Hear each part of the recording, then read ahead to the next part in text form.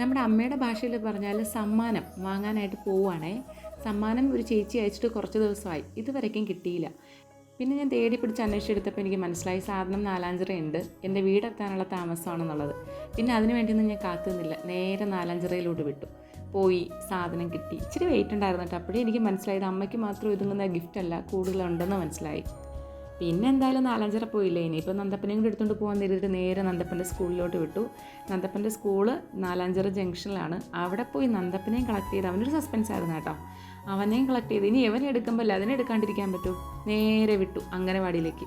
അവിടെ ചെന്നപ്പോൾ ഉണ്ട് നമ്മളെ പൂച്ച സാറ് നടയിൽ കിടപ്പുണ്ടേ. കുഞ്ഞമ്മയ്ക്ക് എപ്പോൾ വന്നാലും പോയാലും ഈ പൂച്ച സാറിന് ഒരു ചവിട്ട് കൊടുക്കാണ്ട് അവർക്ക് സമാധാനം വരില്ല. അതൊട്ടാണെങ്കിൽ ഒരു പാവം പൂച്ച സാറാണ്, ആരും ഒന്നും ചെയ്യത്തില്ല. പാവമാണ്, ഒരേ കിടപ്പ് കിടക്കും. നീ എന്നെ എന്തോ ചെയ്തിട്ട് പോകും, ഞാനെങ്ങാണ്ട് കിടന്നേരാന്നുള്ള പാവത്തിൽ കിടക്കും. അങ്ങനെ എല്ലാത്തിനെയും പറക്കിയെടുത്തുകൊണ്ട് നേരെ വീട്ടിൽ ചെന്ന് ഒന്ന് ഫ്രഷായി. എന്നിട്ടാണ് നമ്മുടെ ഗിഫ്റ്റുകൾ പൊട്ടിക്കാനായിട്ട് ഒരുങ്ങിയത് കേട്ടോ. ഗിഫ്റ്റ് പൊട്ടിക്കാനായിട്ട് ഇവിടെ ബഹളം തുടങ്ങിയിട്ടുണ്ടായിരുന്നു. പിന്നെ എന്നാലും ഞാൻ ഇന്ന് ക്ഷമയോടെ വൈകുന്നേരം വരെ പിടിച്ചു നിർത്തി.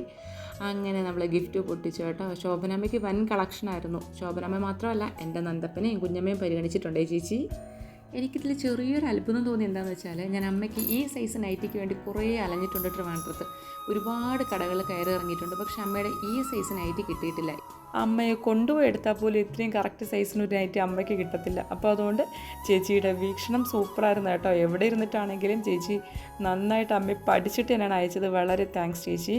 ചേച്ചിയുടെ സ്ഥലം ഒന്നും ഞാൻ പറയുന്നില്ല, ചേച്ചിയുടെ സ്ഥലമോ പേരോ ഒന്നും പബ്ലിഷ് ചെയ്യരുത് എന്ന് പറഞ്ഞതുകൊണ്ട് ഒന്നും പറയുന്നില്ല. ഹലോ ഗായ്സ്, എനിക്കിത് ടീച്ചറും ടീച്ചറും പിന്നെ ആളെ കുഞ്ഞിയുടെ ട്രാൻസ്ലേഷൻ ചോദിക്കുന്നവർക്കായിട്ട് കുഞ്ഞു പറഞ്ഞത് എങ്ങനെയാണ്: ഹലോ ഗൈസ്, ഇതെനിക്ക് സന്ധ്യ ടീച്ചറിനും പിന്നെ വേറെ ഏതോ ഒരു ടീച്ചറിനും പിന്നെ അഥർവാണ് അവളുടെ ഏറ്റവും ബെസ്റ്റ് ഫ്രണ്ട് കേട്ടോ. അഥർവ് വീട്ടിൽ വന്നാൽ എപ്പോഴും ഞങ്ങൾ കേൾക്കുന്ന പേരാണ് അഥർവ്. അവൾ പറയുന്ന അടവെന്നാണേ, അവൾക്ക് അടവെന്നേ പറയാൻ പറ്റുള്ളൂ. അഥർവെന്ന് ഞങ്ങൾ പിന്നെ മനസ്സിലാക്കിയതാണ്. ആളുമായിട്ടാണ് ഭയങ്കര കൂട്ട്. മുന്നേ കുഞ്ഞാറ്റയായിരുന്നു. ഇപ്പോൾ കുഞ്ഞാറ്റയുടെ അമ്മയുടെ കൂടെ പോയപ്പോൾ കുഞ്ഞാറ്റ പോയി, അതുകൊണ്ട് ഇപ്പോൾ കൂട്ട് അഥർവായി. എന്തായാലും നന്ദി എന്ന് പറയുന്നൊരു വാക്കിൽ ഒതുക്കാൻ പറ്റുന്നതല്ല ഒരു ബന്ധങ്ങളും, അതുകൊണ്ട് നന്ദിയൊന്നും പറയുന്നില്ല.